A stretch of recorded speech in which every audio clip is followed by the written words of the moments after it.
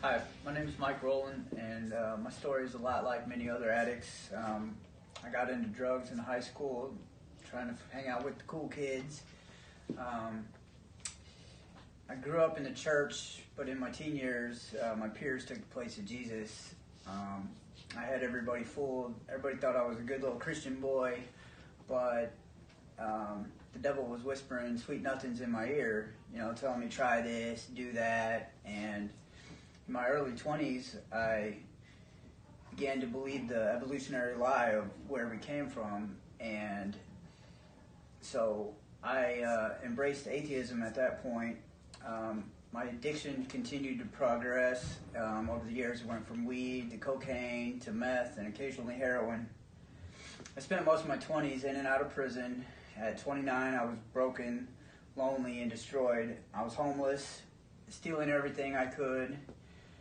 Sleeping in sheds or cars, bouncing from place to place.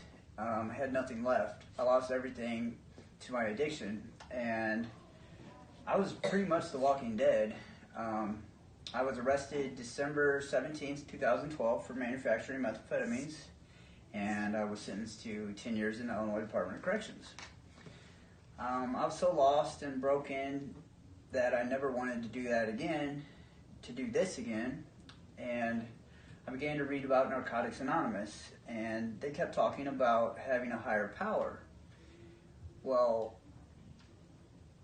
they also talked about praying for him to remove your character defects.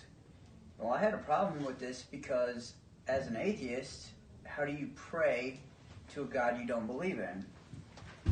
Well, I wanted what they had to offer, so I did what they said, and I acted as if I believed.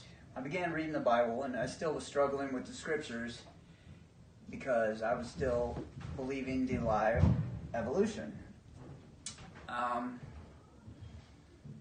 While in prison, a guy had brought my cellmate a book, and he was already reading the book. So I was like, hey, can I read this book? And he says, yeah. And it was a 1,000-page book full of facts disproving evolution. I read it all, and it shattered every lie that I had believed. And with that gone, it left a vacuum that only God could fill. I began seeking Him in the Scriptures, really getting into the Word. About this time, Billy Roth's prison ministry, reached out to me, and I began to fellowship with people in the ministry and ask questions I had, seeking answers. I did the next 3 years in prison, bettering myself and growing in the Lord. I was released December 15th, 2017. Since I have been home, I've been truly blessed to have people that are in my life that care very much. I have found many loving brothers and sisters in Christ.